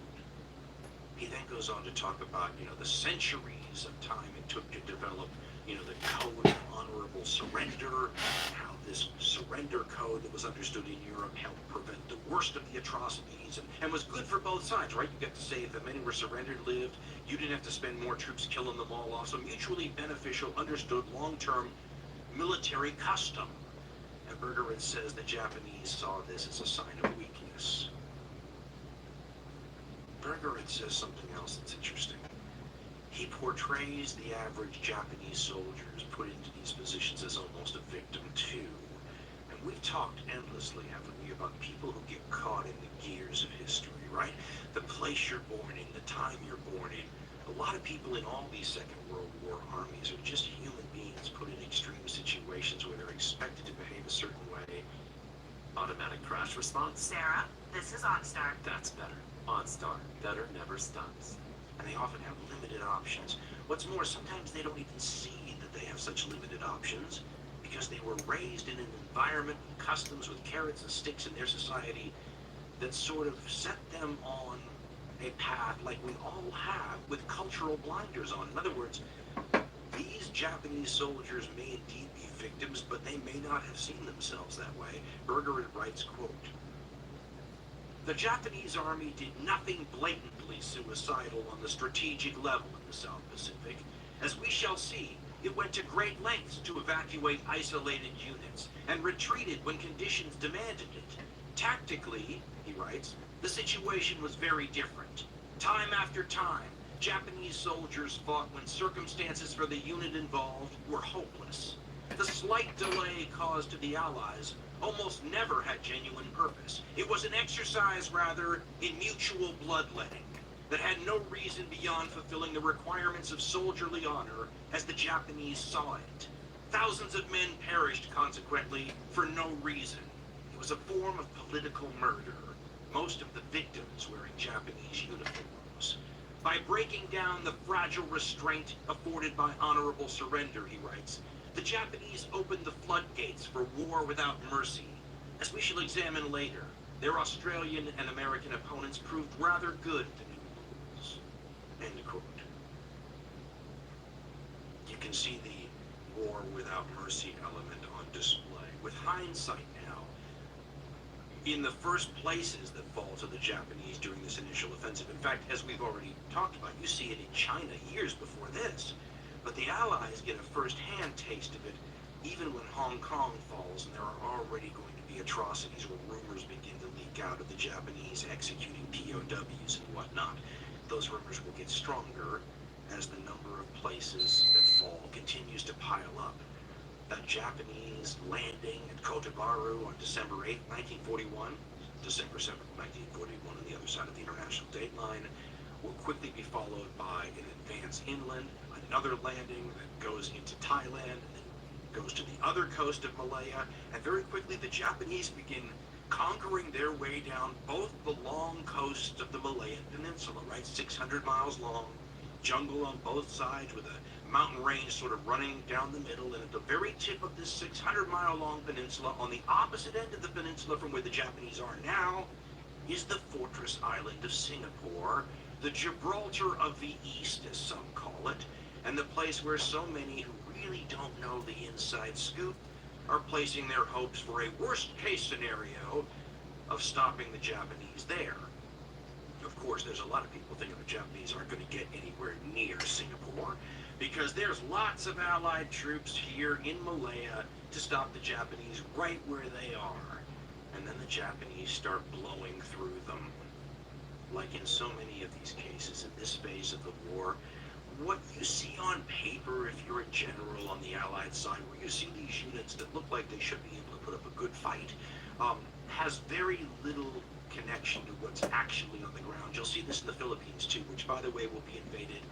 The first islands will be invaded almost simultaneously with the Pearl Harbor attacks, and then the Japanese will have landings, one this week, another week you'll have another. I mean, you can't even keep track of all the landings they do, but there are going to be forces there that the commanders, sitting back miles and miles and miles away at headquarters, think these units are going to be able to resist the Japanese on the beach, when, as several of these books that have nothing to do except talk about these early stages of the Philippine conflict point out, a lot of these soldiers were newly raised, and a lot of these units expected to defend the beaches against these veteran Japanese landing forces had never even seen the weapons or the ammunition that they were expected to use to defend the beach. First time they saw it is when the Japanese are right offshore. How's that going to work? Didn't work out well. The Japanese landed in the Philippines. They start moving inland. And again, you can't keep track of the defeats. And a lot of these defeats are because the Japanese keep landing troops after the initial landings in new places. This is what control of the air and the sea gives you the freedom to do, right? While at the same time denying the Allies the freedom to easily reinforce their own troops, easily supply their own troops, or in the worst situations, easily evacuate their own troops. In Malaya, the British Empire has a few options, but the American forces, there's between like 14 and 16,000 American troops in the Philippines. For all intents and purposes, they might as well be under siege after about the first week in December, because the Japanese aren't going to be letting any resupply in that area, including no new troops and no Dunkirk-like evacuation of the ones who are there. Well, what does that mean for those troops? It means that they're going to have the same thing in a broad sense happen to them that are going to happen to the British Imperial forces in Malaya, which is they're going to be continually pushed back, outflanked, and forced to continually pull the line, backwards to keep from being surrounded and destroyed. And in short order, they will both, the British Imperial troops in Malaya and the Filipino and American forces in the Philippines, find themselves sort of like in a last-ditch situation off the very coast of the place they're supposed to defend, in a castle with a moat type situation. In Malaya, it will be the fortress city of Singapore. In the Philippines, it will be the island of Corregidor. In the Philippines, though, and it helped quite a bit, the Americans had some tanks, which was a good thing because the Japanese had tanks too. In Malaya, the Japanese also had tanks, but none of the British Empire forces did. There are no Allied tanks in Malaya. And the Japanese tanks are not great tanks at all, very mediocre. But they become super weapons if they don't have to face other tanks, and if the anti-tank weapons on the other side are limited and ineffective. That might be a good way to put it. Not numerous, limited and ineffective, maybe a better way to put it. They have a gun called the 2-pounder, which is about a 37mm gun for we Americans. During this period, it's obsolete, but the better stuff is just coming down the pike. I mean, there were a couple of years of war that had to happen before everyone realized, wow, we're going to have some really good anti-tank weapons. And, there's design lag and all that, and putting it into production and testing and all that. So, the good stuff is on the way. But even when the good stuff arrives, it goes to places that need it against, German tanks in North Africa, maybe. So there are some 2-pounders which give great service, but there's not enough of them. And a bunch of the rest of the anti-tank weapons are like glorified big rifles with steel bullets, and they're not the kind of thing. Let's put it this way. You have to get so dang close to a tank to use the thing effectively. And a tank, besides the big gun, of course, usually has multiple machine guns. And when you use the weapon and don't knock out the tank, it's a little like knocking on the side of the tank. It's like, by the way, I'm right here behind you if you need to kill me for any reason. But over and over again, there's so much. Heroism's a weird word. I'm not a military glorification person. I don't believe in military heroism per se. I believe, as I said earlier, that human beings find themselves in extreme positions sometimes. And I believe in human heroism. And oftentimes, because, well, like a lot of other people with dangerous jobs, the people in the military are in positions where, all right, you're in one of these heroic human situations. And the troops in the Philippines and Hong Kong and these other islands, and of course in Malaya too, are not fighting a fair fight. They have one hand tied behind their back initially, and 2 hands behind their back soon. In the Philippines, it's going to be a question of starvation. Once they retreat back to Corregidor eventually, they're not going to have enough food. There's no way to get a lot more to them. Can't resupply them. Japanese control the air and sea lanes. And in Malaya, it's going to be more a question of exhaustion, because the same troops are going to be fighting day after day after day in Malaya. They're going to be doing rearguard action after rearguard action. You know what those are, right? It's a little like when the one superhero, tells the rest of the team to go on and by themselves tries to hold off the 10,000 aliens in a suicidal move, but it allows the rest of the team to fight again another day. It's a particularly scary thing to think about it, because most of the time the only reason you need a rearguard action is because this army you have to hold off for your buddies was so strong, your buddies had to leave. So these things that are also called phased withdrawals are sort of the #1 tactical maneuver you'll see done by the Allies in both these areas, Malaya and the Philippines.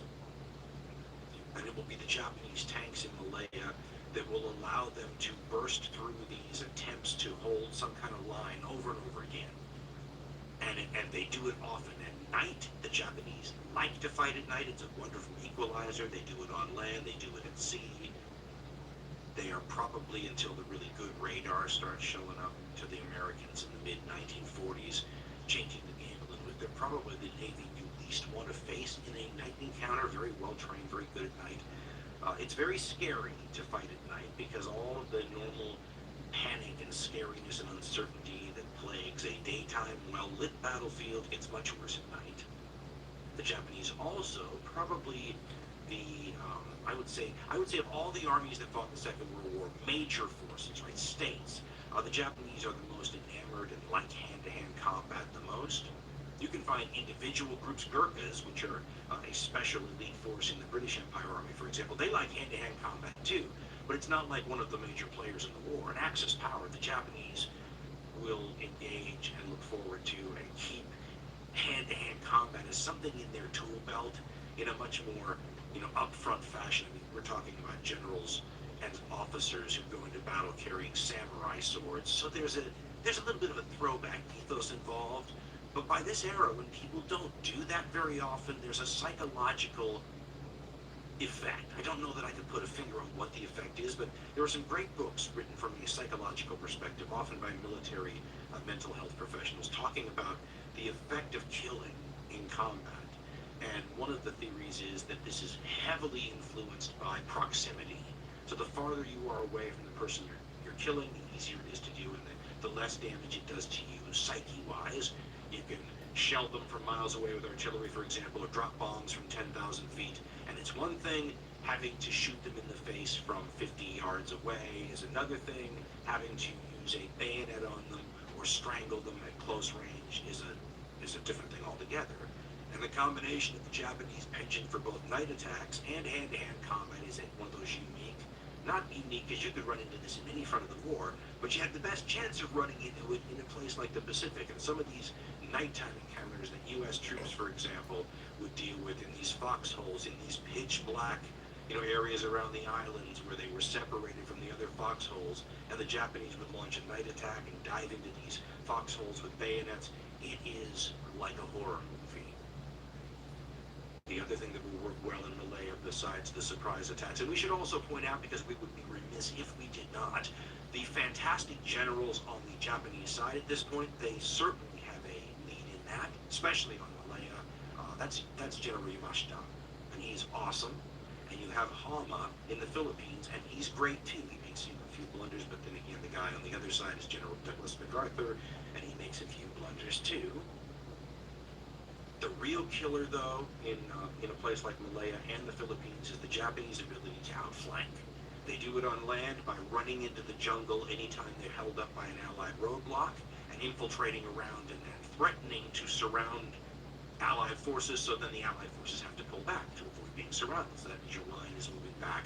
And all the work you did to prepare it and get it ready is wasted because now you have to pull back to the next line of defense. But what really kills them is by not controlling the sea, the Japanese are able to use, and it sounds like an improvisation. There's a couple of things they do that sound now like improvisation, which when I was growing up, it was assumed was all part of the plan. And I've heard hybrid theories where it's a little of both. The Japanese will take everybody's bicycles that they find in Malaya, or bring them with them, again, that's the old theory, and start riding down the few main roads in Malaya, making great progress. They can even go down some of the jungle paths on those things.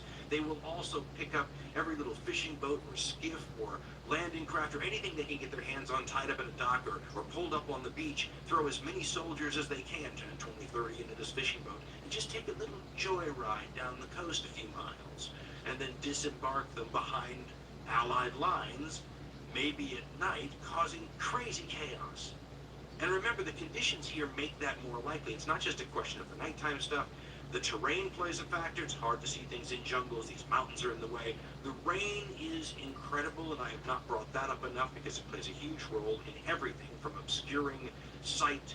The Japanese tanks could be on you at night in the driving rain, to making the morale of the troops just sag more. We have to remember these soldiers in Malaya and the Philippines are rarely under cover.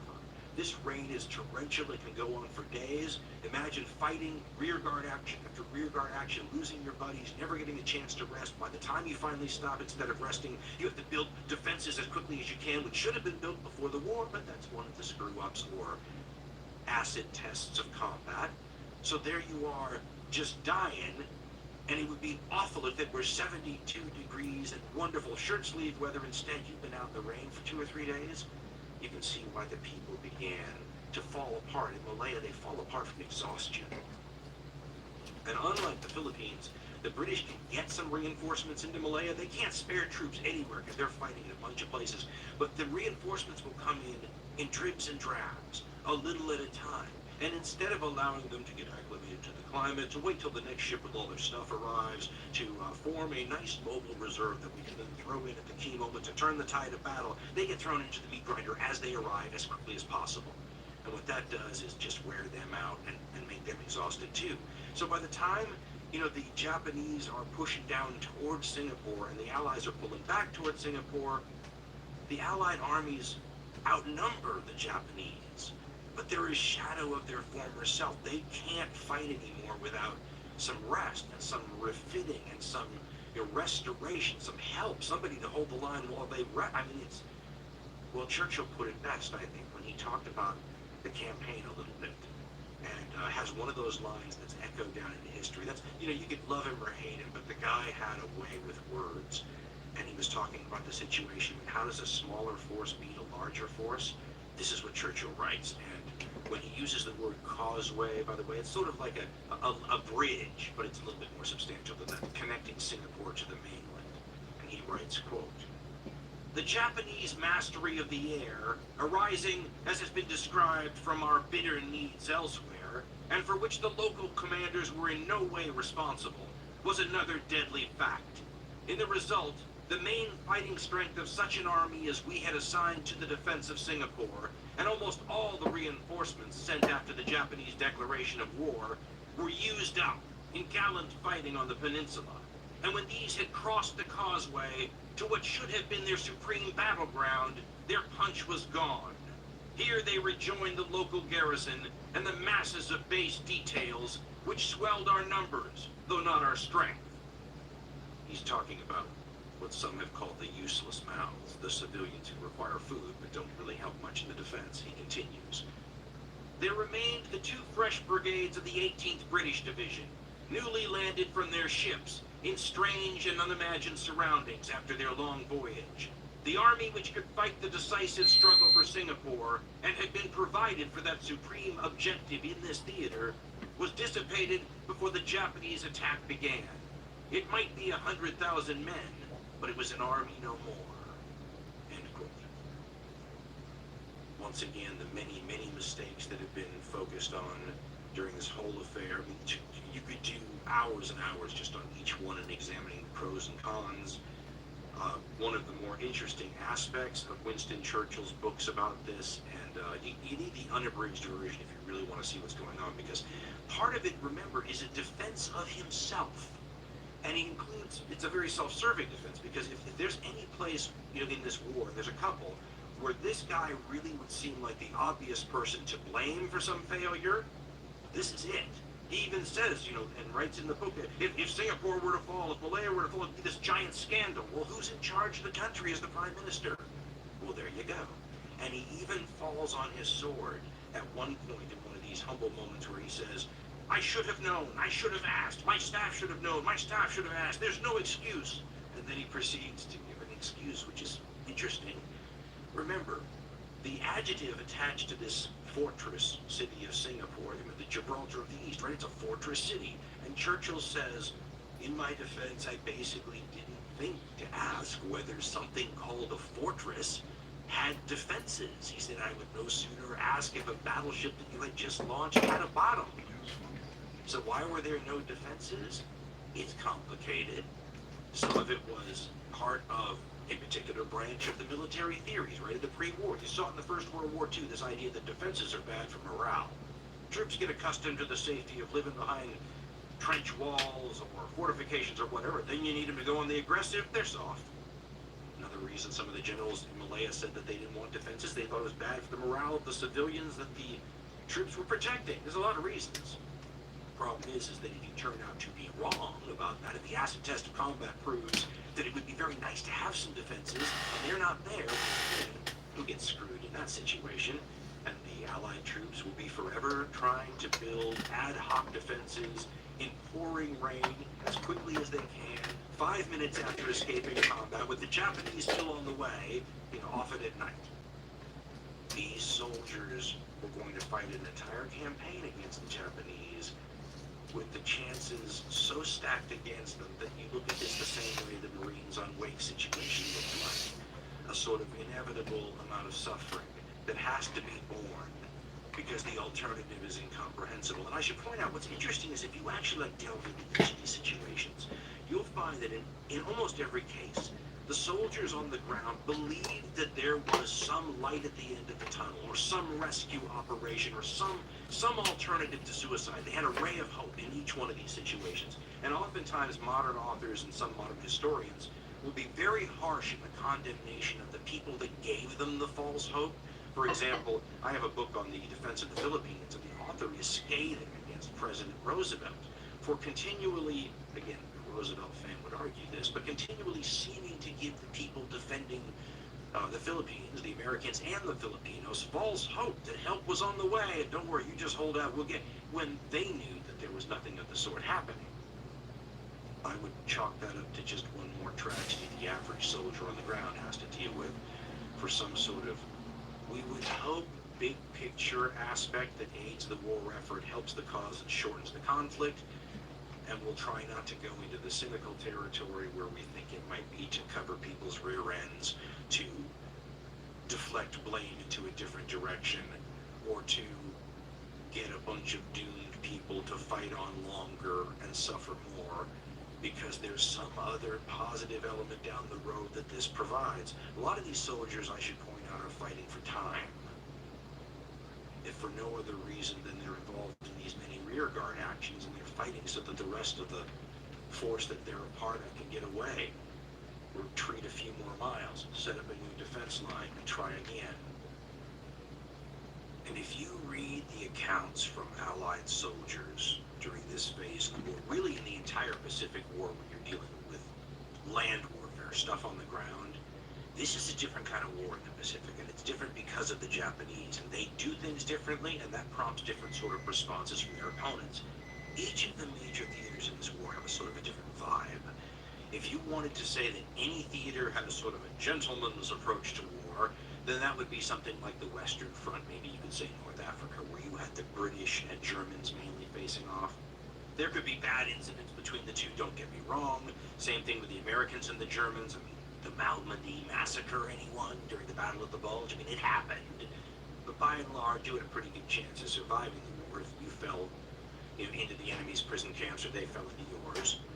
The Germans would treat the Soviets and vice versa very differently in the Eastern Front. You had your Malmedy massacres regularly. So different sort of vibe on the Eastern Front. You had this ideological war of annihilation. Throw in the racial superiority, Jewish thing, anti-commissar thing, and I mean, it was just set up for extreme state-sponsored nastiness. The stuff the Japanese were doing had a flavor all its own. This wasn't state-sponsored anything. It was a sort of a weirdness that people, Japanese people especially, ever since, because it didn't make any sort of a logical sense. For example, you will get incidents where the Japanese general in Malaya, Yamashita, will find out that his troops did some of the things that the Japanese are routinely accused of doing, the rapes, the killing, all the things. Things we'll get into more in a minute, by the way. And he would be appalled, and he would punish them, and he had specifically ordered that this stuff not happen. Matter of fact, he was executed after the war for some of this stuff. But it was really other generals and people who disagreed with that sort of an attitude that could have their troops just run wild, either through just benign neglect or outright hostility and cold-bloodedness. In other words, it was a sort of a spotty track record that the commanders in Japan would have, and you could have troops that are well-behaved under a vigilant commander, and other troops that are poorly behaved under another one. And of course, listen, it doesn't take a whole lot of spotty commanders for a lot of troops to be acting out of line in a lot of places, which is what you have, by the way. Again, in Hong Kong, the Japanese will come in and do something that will become a little bit of a trademark for them in this early part of the war. They will walk into one of these, it's a college that is being used as a hospital behind the front lines in Hong Kong, right before the city surrenders on Christmas 1941.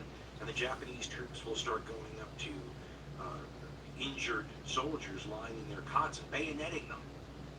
Nurses get raped, other people, I mean, this becomes one of the many occasions where you will find super patriots, as you can find in every country, right, who will try to say that this is propaganda, this is contrived, that's been disproven. I mean, I guess I'm perfectly willing to listen to stories of all that kind of stuff because I'm very cynical myself about wartime propaganda and all that kind of stuff. The problem is in some situations the preponderance of evidence becomes overwhelming, even with admissions from the very people who did this on the Japanese side too. So I think this falls into a similar place with the Holocaust and a number of other things, which it just seemed it wouldn't matter if you could disprove this aspect or that occasion. The preponderance of the evidence is overwhelming and graphic and unbelievable to these outward peoples in some respects. And it takes a while to adjust, and the adjustments are what creates this war without mercy. It's not hard, by the way, to make a pretty good case that these sorts of incidents of atrocious conduct really hurt the Japanese. And it hurt them on a macro level and a micro level. And there are influential thinkers and military leaders who saw this at the time as well. But on the macro level, remember, there's something the Japanese Empire is selling here. And while it's tempting to think of things like propaganda and global marketing as fluff and window dressing, let's realize that the thing that Churchill is most scared of is people like the Indians buying into the fluff and window dressing. In other words, if you think about it, the Japanese war aims are so audaciously expansive that it's almost impossible to imagine them ever coming true. But one of the small little paths towards attaining that goal would be for, the millions and millions and millions of people that this marketing strategy is aimed towards to buy into it. And these sorts of atrocious incidents don't reflect well on the brand, do they? And let's recall, it's not a brand that is without tarnish already, because they have all those incidents in China going back to at least the early 1930s. Then you get these newly liberated peoples, the Malayans who the Japanese sort of free as they're driving the Imperial British forces backwards, the Filipinos who don't even realize they need freeing, in some cases from the Americans being freed, and they get a chance to see, forget the marketing message, they get a chance to see what it's going to be like to live under this new leadership. And as we said, I think in the last segment, it's a little like for a lot of these people, getting out of the frying pan and thrown into the fire. It's going to be really rough in a lot of these places. I mean, the stories from the Philippines are classic, but classic and horrible, obviously, but I mean, people who get their heads chopped off in the streets by Japanese officers wielding samurai swords or not bowing low enough. The comfort from some of these localities who are co-opted, coerced, forced into prostitution to serve the Japanese army. I mean, these are the kind of things that are the reality of living in this East Asia co-prosperity sphere. So maybe a lot of people that, Winston Churchill was worried might throw off the yoke of British oppression are going to try to find a third sort of option rather than adopt the cloak of Japanese oppression. So on the macro level, really, really makes the job of the Japanese soldiers in the field fighting for this sort of goal harder. And by the way, a lot of them really believe in the goal. And then on the micro level, it's really hard on the soldiers themselves. And I keep trying to figure out, how many people in an army have to act a certain way, right? Commit atrocities, for example, before you can make a justifiable case that everybody in the other army deserves to be punished for it. You'd like to think, hey, one bad apple commits an atrocity, so hopefully that guy gets what's coming to him. But we all know that in warfare and in combat, since let's just say caveman times, I'm going to assume this idea that for every action there is an equal and opposite reaction definitely applies.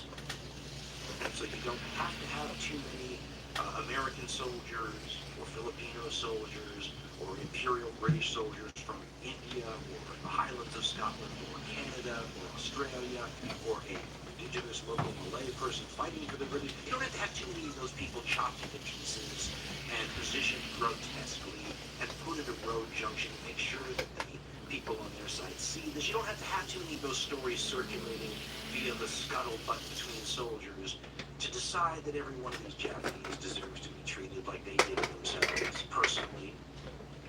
Now, therefore we think that this is just something that happens in every war everywhere. It didn't. Now the Russian front, which we all consider, when you think about it, right, to be a particularly nasty place, you would see people disfigured and mutilated. But in a place like North Africa, the two sides, I mean, there's Italians there too, and the British might bury an Italian or a German foe on the battlefield with honors, that they might do the same for someone on the other side. Almost a gentlemanly kind of thing going on. One's enemy. Of course, the more standard thing would be just leave them with anybody in the field, but rarely do you have people mutilate each other, right? It wasn't that kind of war, but it was in the Pacific, and it was because one side liked to do it. And you wonder, you think to yourself, what did they gain from all this? Maybe in some ancient time it was considered intimidating. I know that the Viet Minh used to do that when they were fighting the French in Indochina after this period. Maybe an indigenous way to say, screw you, and this is what's going to happen all the time. Maybe a psychological. Let my stupid dog out real quick. Oh, viewers, I don't believe it. Just allied